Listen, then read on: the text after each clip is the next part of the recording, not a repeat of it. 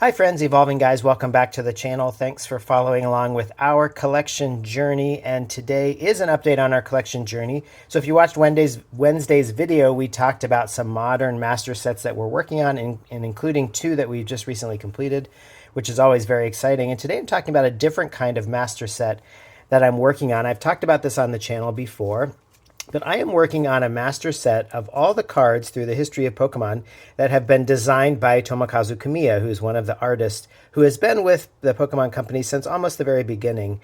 And so I spent some time a few weeks ago. I just decided it was time to update and refresh my Tomokazu collection. I've shown my binder before, and I'm going to show my binder at the end of this video after I have had a chance to put these cards into the binder. But you can see here I've got quite a big stack, so I spent some time just working through from the very beginning. So these are all going to be older cards from the early sets of the Pokemon Company, starting with 1999. These are promo cards from Wizards of the Coast, and then we're going to move into kind of the first 5 years, like 2001 to 2005 and 6 is kind of when these cards come from. And so I didn't pick up every single card that I'm missing from those eras, but I grabbed a lot of the low-hanging fruit ones. I left some of the more expensive ones. There's nothing in there that's like super crazy. But I wanted my dollar to go as far as it could, and for me that was just like getting kind of the less expensive cards that I was missing. So first I'm going to walk through and show you just the cards that I'm going to add to the binder, and then after I've done that I'll show the binder itself. So if we first start with the Smeargle card, this is one of the early promo cards. You can see it's got the 1995 to 2001 copyright time on it. And so this is really actually the first card that I'm going to add. This is spot number 1 in my binder. I'm putting the promo cards for each era in the beginning, and then when I get into those, then I'll get into the sets within those. And so yeah, this Smeargle is actually going to go in spot number 1, which is very cool. And then we got a couple cards in the kind of Neo era. This Politoed is cool because it has this hollow variant, which you can see, and then also this is actually a different numbered card. So this is card number 8 for this set. This is for Neo Discovery, and then this is number 27, the same set, but it's actually a different card number. So I wanted to get one copy of each of those.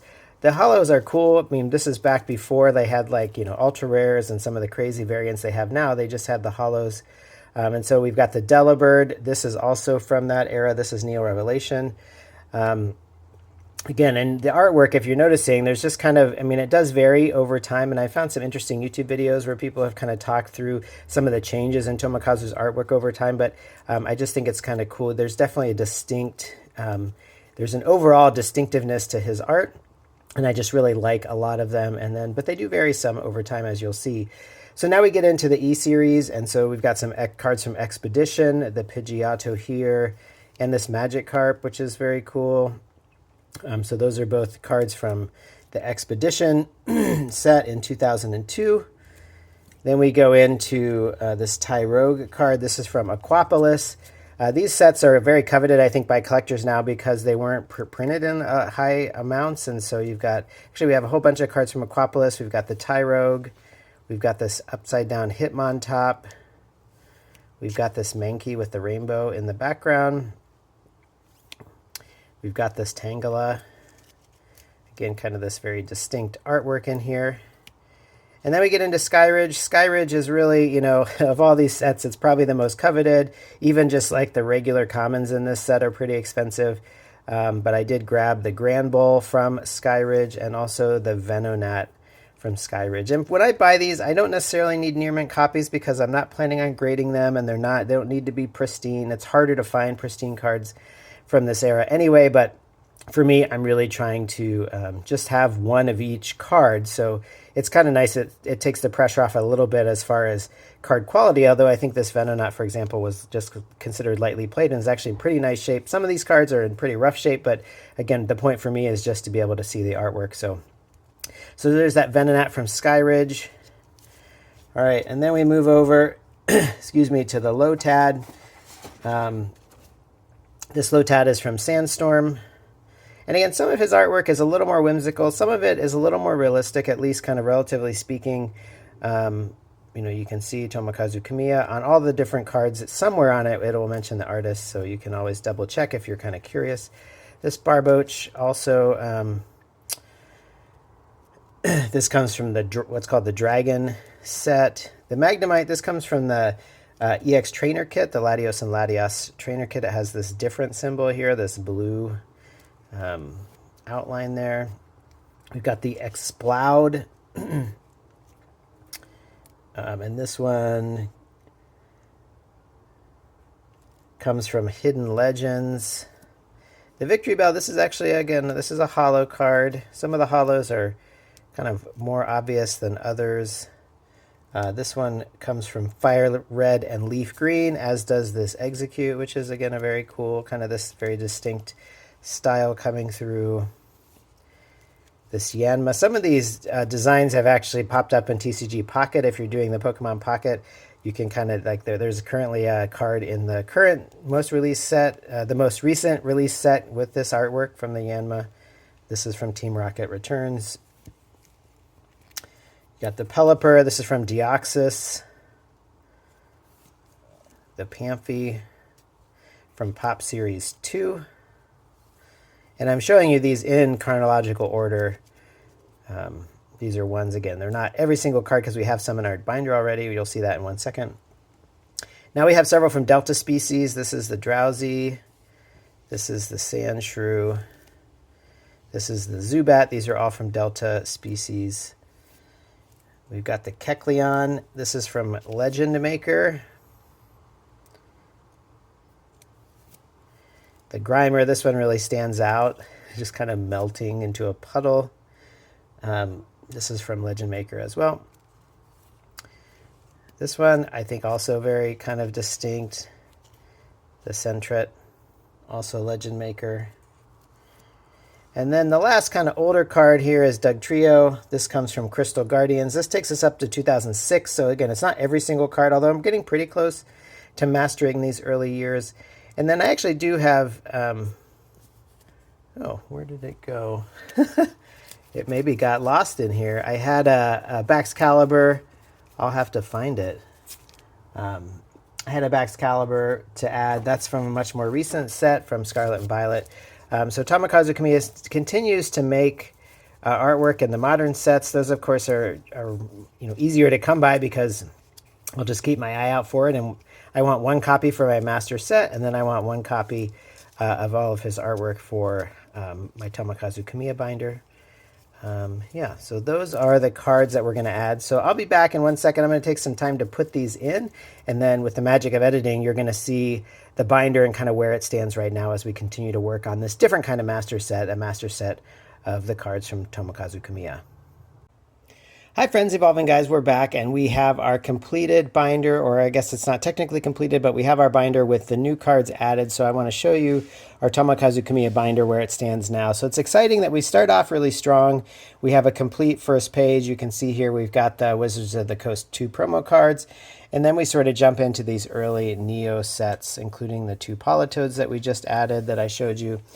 And yeah, these early pages are actually looking, pretty solid, especially given the fact that this is, we're talking 15 to 20 years ago, 25 years ago in some cases. And so we move in here. And again, hopefully you get a sense just as we go through this to see the unique artwork of Tomokazu Komiya.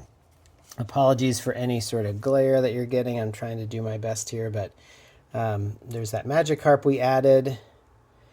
And then here's some of the ones we added from the E-Series. We definitely made some additions to some of these pages in here. The Grand Bowl, the Venonat, the Skyridge, which again is really a coveted set. And again, this is really, I think we're doing really well. We got the Magnemite. It's actually 2 variants, one from Dragon and one from the EX collection. Yeah, and so a lot of these pages, as you can see, they're really coming together. We still have some work to do, but it's just really nice to feel. And there's, here's an entire 2 pages that are completely full. We have completed this part. So I haven't memorized every single card, every single set. Whoops, we missed a page in there. So this kind of gets us up to what we added. Up to this point, we added, I think, around 25, 26 new cards. So in these first handful of pages, this first 5 to 7 years of the Pokemon trading card game, we added quite a few cards. As you can see, it's pretty solid. And then I think for me, as you'll see, the biggest gap is sort of in this next 10-year period. So from like 2006 until, I mean, although we do have some cards, you can obviously see here, it's not like we have no cards in this era, but you're going to see a lot more gaps. And so the next step would be to look at this 2006 to kind of 2016 range. This gets us up to the XY era. And starting with XY, you'll see again, things will pick up again. We really are pretty solid. So you can see here, yeah, we've got XY base set up here, and then we're kind of starting with that XY era. And again, we do have a few gaps here and there, but for the most part, I feel like kind of since XY, even though I started collecting much after XY, I started collecting at sort of the beginning of the Sword and Shield era. So, but Sun and Moon was still like not that long in the past, and XY cards even at that point were not super hard to find. I didn't put all this together into a collection until more recently, but again, I think we've done pretty well as far as avoiding too many gaps. And then what I try to do with especially the modern cards, because I'm opening modern sets, is I'd like to have at least one of the regular variants and then one reverse holo variant if it is a card that has a reverse holo variant. As you can see up to this point, I mean, Tomokazu Komiya has been commissioned to do a handful of holo rare cards in the history of Pokemon, but really not too many, especially kind of in the ultra rare era. He hasn't been commissioned to do too many of those. You see one exception here. And this is actually the artwork of many different artists on this particular Pikachu V Union card, but his is in there as well. But still, even in the modern era, most of the cards that he's commissioned to do are just commons or uncommons, and so they're not actually that particularly expensive. In some cases, they're like, bulk cards. And so this might be another thing that could guide your collection journey. Is there an artist that you really resonate with? You might try to collect a master set of their work, or even just starting at a certain point. Start now and like going forward anytime you see the artwork of a particular artist, because a lot of times these cards are not going to be that expensive. They're not going to be that difficult to find or to buy. And it gives you something else to collect, especially if it can feel like right now it's really hard to find product at all on the shelves, and many things, especially chase cards, are out of reach. You can see, this Oricorio from the Crown Zenith Glaring Gallery is one of his cards. This Drowsy, he did get to do a few illustration rares in kind of the Scarlet and Violet era. So you've got this Drowsy from base set. You've got this Arctibax and Baxcalibur from Paldea Evolved.